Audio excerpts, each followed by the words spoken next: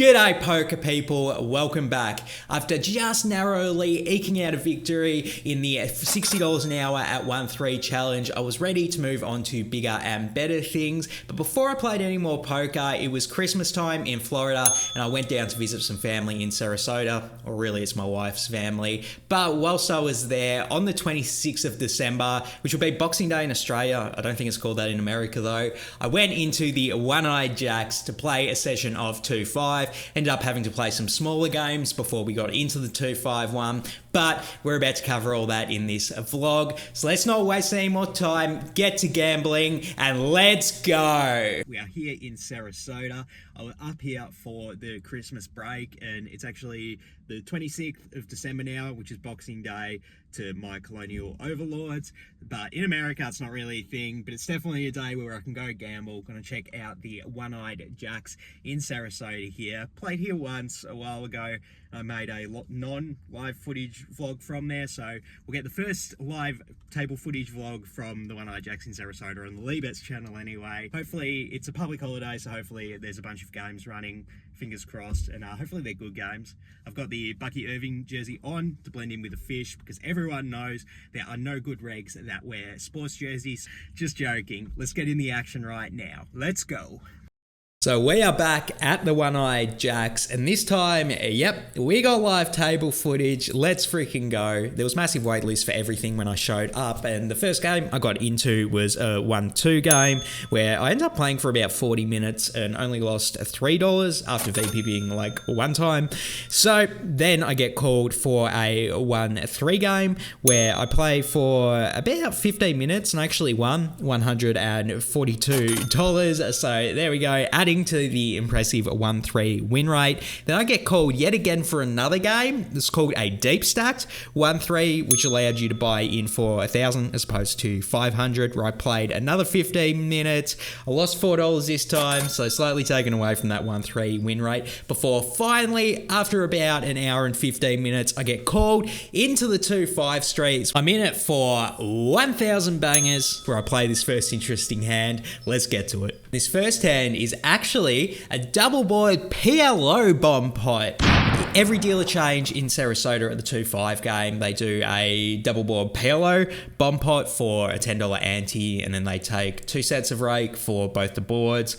I'll be honest, I didn't complain at the table or anything, but I am not a huge fan of this format in all honesty. I think the PLO bomb pots take significantly longer than the Hold'em ones do, and it sort of slows the game up a bit, and then the fact that they rake both boards is just kind of, feels like we're getting robbed a bit. Not ever the case, so I'm not going to complain at the table, and I'm going to try and enjoy the game format anyway, even though I kind of suck at PLO. But let's get into this first hand. I'm in what would have been the big blind with ace-10-3 deuce, and then we see 2 flops. I'm going to put them up there. We have the backdoor nut flush draw on both the boards, as well as 2 pair on the first board, top and bottom. But when the small blind checks it to me, probably going to be checking my entire range, out of position to 5 different people here. And everyone else at the table agrees because they all check it all the way through as well. So then we get to see 2 different turns. The first one's a jack of diamonds. The second one's a 10 of hearts. So now we have a pair on the second board, and then the small blind checks it over to me. Now I kind of want to stab. I really think if any of the opponents had a hand as strong as a queen or a full house on the second board,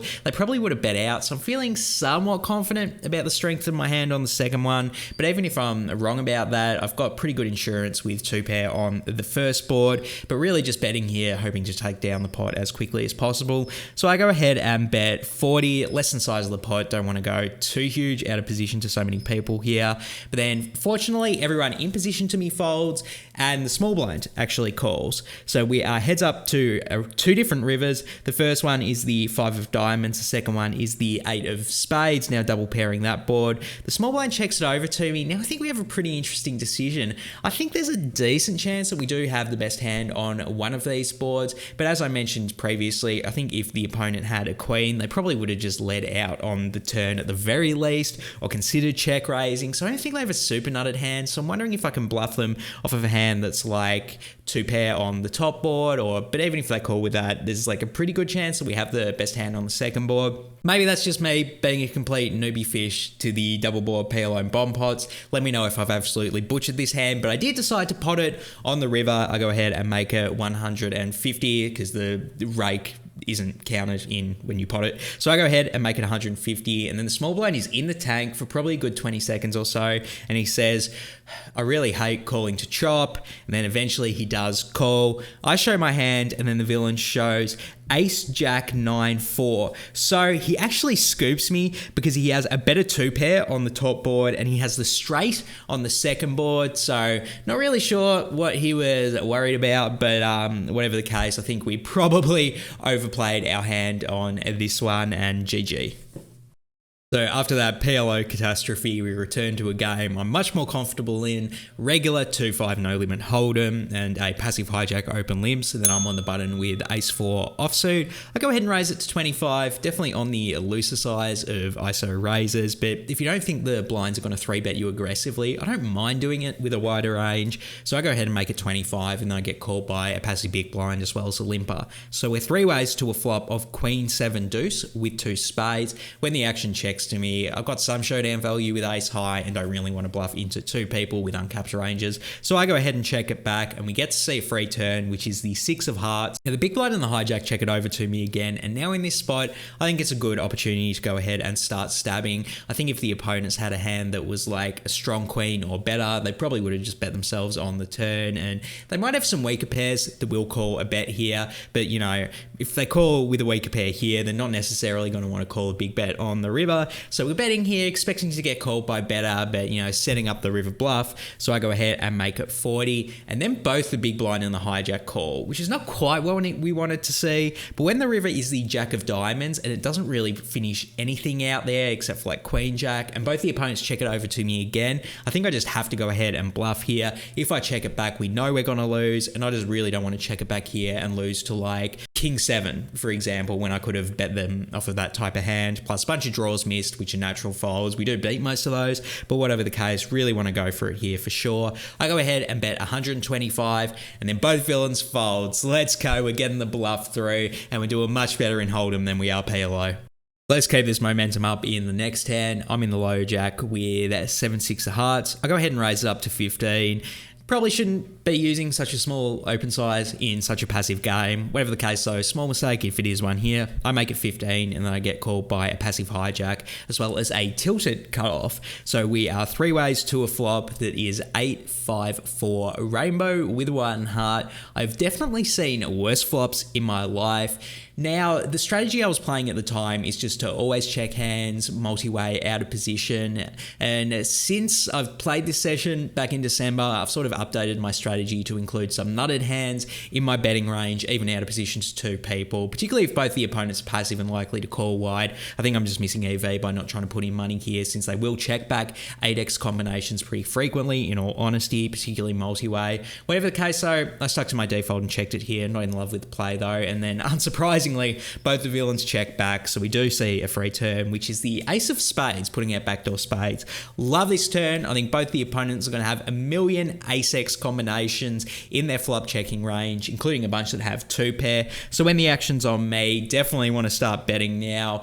Could mix in a check raise. The only problem is I think some passive opponents might check their ace-x sometimes, so I think leading here for a big size is the best play.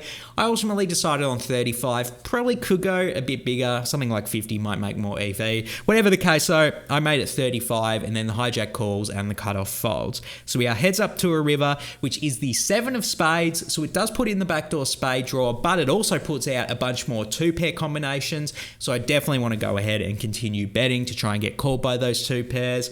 I can't overbet or anything because I am a little bit worried about the backdoor spades. The opponent is definitely going to have a bunch of spade combinations in their range, but don't want to go ahead and bet like a third or anything, because 2 pairs will call a bigger size. Ultimately, I decided to bet 90, and pretty happy with this sizing. And then the hijack snap calls the 90. I show my hand, he ends up mucking his, I'm going to rake in this pot. The villain later told me that he did have 2-pair. Honestly, I do believe him with the fact he has so many combinations and he snap called my big river bet. Raking in a pot, you love to see it.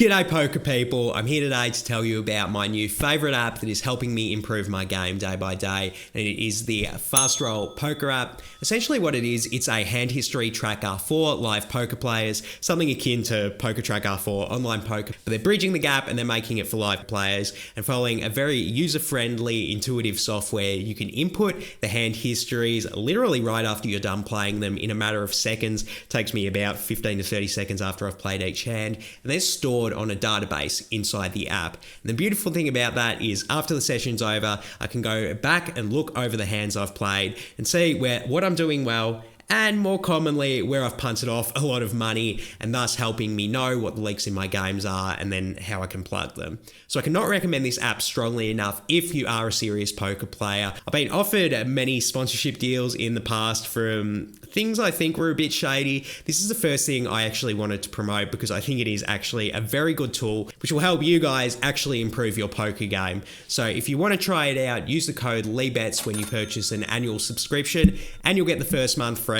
If you don't like it after the first month, you're totally fine to cancel without charge, but I really think you guys are going to love this app and can't recommend it strongly enough. It's a massive tool to help your game. So use the code LEEBETS on an annual subscription and you'll get the first month free. For now though, let's fast roll back into the gambling. This next one's a fun one. We are under the gun with pocket 10s, raise it up to 15. Still not in love with this open size. Whatever the case, the action folds round to a tight aggressive cutoff who goes ahead and 3-bets it for 55. When the action folds back to me, when we're this deep with the villain, I think there's nothing to do but just call here. I think 4-betting would be a massive overplay against a tight aggressive player's range, and folding is boring, so I throw in the call and we are heads up to a flop of Queen 9-5 all diamonds. We do have the 10 of diamonds.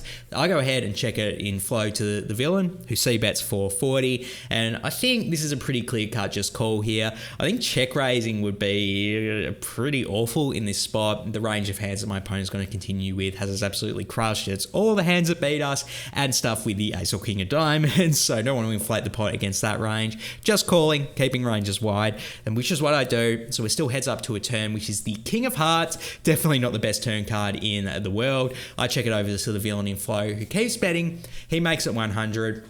Now, in all honesty, I think we lose to the vast majority of villain's range in this spot. All of his ace kings, even his ace queens, I wouldn't be surprised if they continued barreling, being that they're not going to want a diamond to get there for free. And then aces, queens, kings, pocket 9s, maybe even as well are hands that my opponent can have. Some nut flushes, maybe not that many since we have the 10 of diamonds. So of course you are going to make EV by just folding here. Would not fault anyone in the world for choosing to fold this hand. I think calling is an awful option in all honesty, but I think you should consider check raising here, being I think my opponent is going to have a lot of natural folds if I assume that they're betting as widely as like ace queen, ace king, pocket aces, even without a diamond. They're going to hate this board. I'm going to have so many flushes on this board. I'm going to have all the jack 10s. I'm going to have all the sets except for probably kings, maybe not queens either, but they're going to be in an absolute world of hurt if I check raise. I think they might even fold just now, but even if they do call because they have a diamond or they have like king queen and they're hoping to boat up on the river because they put me on a flush, as long as we have a deep enough SPR behind, we might be able to bluff them off of those hands on the river. And yeah, you know me, folding is boring. I decide to mix in the bluff here. I go ahead and check raise it to 300 using that smaller sizing just because I do think there are some hands that'll call here for a smaller size and then fold on the river, as well as there's some hands that are just going to fold for the 300 anyway. I go ahead and make it 300 and then the cutoff doesn't take too long before folding. So we didn't need to put in our stack to bluff this one. We just take it down now. Let's go. So PLO bomb pots notwithstanding, I do like how I've been playing so far in the session, but I think this next hand might be where things start to slide off the rails a little bit. So we get an open from a tight aggressive under the gun player 225, and the action folds to my button with King 9 of spades. I just like to 3-bet for 85 here. Definitely too loose versus an under the gun open. I think King 10 suited will be okay, but even that's kind of borderline. So King 9 is just way too loose. Probably just a lack of discipline and getting bored folding hands here in all honesty. Whatever case though, I got to own up to my mistakes and I made one here. I 3-bet it to 85 and then the under the gun player calls. So we're heads up to a flop of King Jack 6 a rainbow with 1 spade, so getting rewarded for our fishy play a little bit when we do flop top pair, when the villain checks it over to me. Definitely want to c-bet on this board. If we're going to get value from hands like pocket 7s through pocket 10s, it kind of has to be on this street, so I want to put in a bet that they're going to call. I make it 55, downsizing a bit to get called by those hands, and then the villain throws in the call. So it still heads up to a turn, which is the 5 of hearts. The villain checks it over to me. Now I think this is a good spot to go ahead and check to protect our range. Mostly just to induce bluffs from the villain on the river. I think because I bet small on the flop, if they did float with any hand that's a gut shot here, 10-9, ace-10, they're potential hands that if they miss on the river, the villain might bluff with.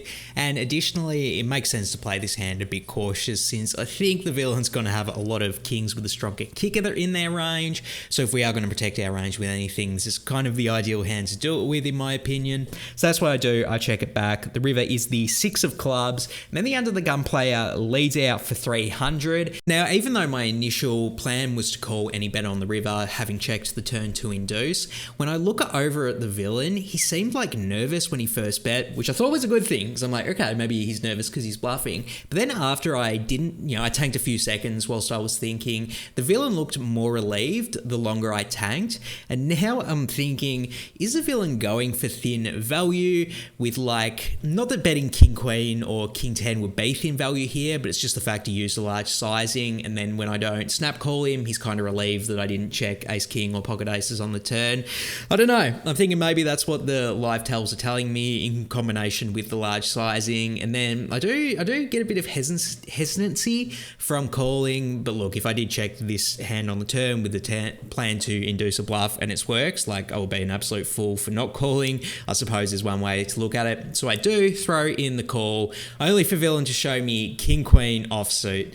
So there you go. I think I was spot on with my live read. Really kicking myself I didn't go with it in the game because it would have saved myself 300, and really just need to be more confident in the live reads I'm making and not paying people off. So next hand up, I've got the beautiful ace king of diamonds in the low jack. I go ahead and raise it up to 15. Kind of stuck using this opening size now since I've been doing it all session. Definitely losing EV on it, but it is what it is. Can't change it at this point because I've woken up with a premium. I make it 15, and then a loose aggressive cutoff 3 bets me 265 when the action folds back around to me. I mean, this is a pretty no-brainer 4-bet spot out of position against a loose aggressive player. I'm probably not going to be cold calling any hands when my opponent uses this large 3-bet size in position. So always going to play 4-bet a fold, and definitely not folding the ace king suited. I go ahead and 4-bet it up to 215 using a bit of a larger size because I do want to achieve some fold equity with this hand. It's going to benefit a lot from it. So I go ahead and use a larger 4-bet size. I make it 215, but then we don't get a fold because the opponent throws in the call, which I'm not really loving having to play this pot out of position. I don't think my opponent is just going to blindly always rip it all in pre-flop with aces and kings, so definitely think they have a strong range here. So definitely important to keep in mind going forward to a flop, which is queen 3 deuce rainbow with 1 diamond. So a pretty big whiff for us, but I definitely do want to continue c-betting here. I think checking and facing a bet would be very awkward because there's a decent chance we're ahead, but I don't really want to call when my opponent does have all the stronger hands in his range. I think just betting out here is going to give us a little bit of insight in terms of what part of the opponent's range they're on, whether they just call, whether they rip it in, and even if we bet and we fold out like Jack 10, I'm not hating that result in the 4-bet pot. So I go ahead and bet 145. If I want to be a little bit nitpicky, I think this is slightly too large. I think betting something like 100 would probably be a better sizing. Whatever the case, though, slight mistake there if it is one at all. I make it 145, and then the villain throws in the call. So very happy that we did not get ripped all in on. I think if my opponent had pocket aces, they might have just done that here and there. So their range is a little bit weaker when they just call. So when we are heads up to a turn and it's the jack of clubs, a little bit scary because I think the villain is going to have pocket jacks pure in their range. But the fact that they didn't rip it all in on the flop, I think it's a bit less likely. They do have aces, so their range is a little bit weaker, and that kind of just gives me the green light to rip it all in. I think my opponent is going to have a bunch of natural folds with essentially all of their pocket 8s through pocket 10 combinations, and even if the opponent does have a hand like ace queen, maybe it'll call, maybe it'll fold, but we want to put it in a tough spot. It's just a spot where we're going to have so many combinations of aces, aces, kings, queens, jacks that we want to make EV with some bluffs if my opponent does have a folding range. I think they've got plenty of natural folds, so it's a good spot to go for it. In this instance, I rip it all in for 640, and then the cutoff is in the tank about 15 seconds. It felt like 15 minutes before they eventually fold their hand. Let's go. We are redlining hard in Sarasota today. Boy, it's fun to play poker sometimes. Next up, we've got another double board PLO bomb pot. Definitely don't play these things well, but we've got to get some experience under our belt. Hopefully we can learn a bit. And we are in what would have been the cutoff with ace 10, 6, 5 with the nut diamonds. And then we see two different flops, as you can see there. We have an open ender on the first board, but not much else. Second pair, top kicker on the second board. So not really much going on. So when the action checks all the way to me, definitely going to check it. Try to see a free turn. The button agrees as well. So we do get two free turns. The first one is the Jack of Hearts, giving us a gut shot to go with our open ender. And the second one is the Three of Diamonds, giving us the nut flush draw on the second board. The action checks all the way to a passive hijack who pots it for 80. When the action's on me and we're drawing to the nuts on one of the boards and we have a bunch of outs on the top board, I don't really want to be folding this hand. Maybe it is a bit dicey with 6 other people left to act behind me, but I think with a nut flush draw, we're going to be in so many good situations on the river if we do get there. So don't want to be folding my equity just yet. Maybe I should be because of the multi-way dynamics, but folding is boring. I throw in the call, and then I'm the only one that does. So that's kind of best case scenario. We are heads up to a river, and the first one is the ace of spades, giving us a pair on that board, and the second one is the king of diamonds, giving us the nuts on the second board. Let's go. You love to see it. And even more beautiful when the hijack goes ahead and pots it yet again for 240. Now the action's on me here, and my initial instinct is, well, I have the nuts on the second board, so I don't have anything to worry about. So I'm just going to go ahead and repot it, hopefully get my opponent off a better hand on the first board and scoop this thing. But I think I got a bit overexcited here. I actually don't think that's the best play. I think the best play is like min raising, and that's only because we do have a bit of showdown value on the first board with our top pair. So if the villain is playing a worse flush on the second board, they're probably not going to want to call an all in. And with a hand that we actually scoop, like if they have a queen high flush, for example, we beat most of their queen high flushes on the first board, so we can actually scoop it. And like it might suck if the opponent like calls min raise with a set on the first board that they would have folded to a shove, but yeah, I think the best play is just min raising to try and get called by hand we scoop. I got overexcited though, and I repotted it to 960. Then the hijack is in the tank, maybe about 20 seconds before showing queen jack of diamonds and then folding his hand, and I'm like, god damn it. He said he folded because he didn't have anything on the first board. So he would have scooped him anyway, and yeah, I think I just got a bit overexcited and cost myself EV by not min raising. Again, I've got plenty to learn about PLO bomb pots, and hopefully this hand has taught you guys something about them too. Next hand, we've got yet another double board PLO bomb pot. Let's go. I'm in the low jack with ace, ace, jack 7, double suited. This is the absolute premium of all premiums in PLO, as far as I'm aware. Anyway, we have double suited aces. Let's go. You love to see it. So we go 7 ways to 2 different flops. And as you can see, put the boards up there. And we have the nut flush draw on both boards, as well as the nut overpair on both boards. Pretty happy days. Still though, when the action checks to me, I decide to check here, just with out of position to 3 different people. Didn't want to inflate the pot too much. Plus getting repotted here would like kind of suck if the action goes super multi-way. So I go ahead and check it. Maybe that's a mistake though. Let me know what you would do in the comments below. And then a loose aggressive cutoff pots it for 70. They get called by a passive button. Then the action folds all the way back around to me, and I don't want to be folding this hand. Really not sure whether repotting or just calling are the best play. Being that I am new to the PLO double board bomb pots, I decide to play it cautious and just call. Maybe repotting is higher EV though. Let me know what you would do in the comments below. Whatever the case, we do go 3 ways to 2 different turns. The first one is the 7 of diamonds, giving us the nut trips to go along with our nut flush draw. Let's go. And the second one is the 8 of spades. So it does pair the top pair there, so now we lose to any 8x. Still going to check it inflow over to the villains, and then the loose aggressive cutoff continues betting. He goes ahead and makes it 200. It's a little bit under the pot. The button gets out of the way. Now I really could go. It's just another spot again where I could see raising or just calling. In game, I decided to just call, really trying to keep keep my opponent's range wide and keep in some hands they scoop, like if they're playing a worse 7, if they are playing a worse flush draw themselves that they're semi-bluffing with. Really don't want to force stuff out. And then, I mean, like if we did get all in against like pocket kings or pocket 10s with an 8 or a deuce, that would be absolutely god awful. So really don't want to run into that. So I do decide to just call here. Let me know if you'll play it different though, but we're heads up to 2 different rivers. The first one's the 3 of clubs and the second one is the 2 of spades. The action on me yet again. Still going to check it inflow over to the opponent. By the way, I just want to say, really like the 2 on the second board because now we have the nut full house and we really only lose 2 quads on that board. So we have a pretty strong hand here. I check it over to the villain to see what they go ahead and do, and they go ahead and pot it yet again for 680. And I think there's nothing to do here but just call. I really don't think our 7x or our full house on the second board can shove and get a better hand on either of the boards twofold with such a low stack to pot ratio behind. So I make the easy call here. I throw in the call and then the villain shows King 9-6. So they actually flops top set on the first board and they have the nut full house. So they're going to win that one. But my nut full house on the second board is good against their second nut full house. So we both had absolute monsters on these board. And naturally, as is often the case in a double board PLO, we end up chopping the pot.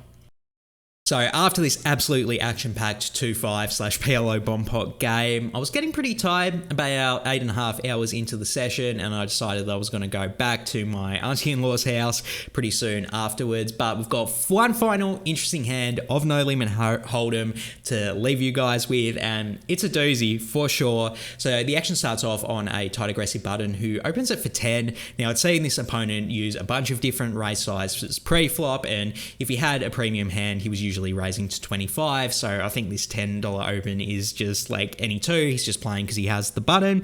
So I already resolved that I was going to 3-bet any 2 cards out of the small blind. So when I peel a king and a 5, even though it's off, so this is 2 different cards. So I go ahead and 3-bet it to 55. Now we're going to get into why I think this was actually a big mistake.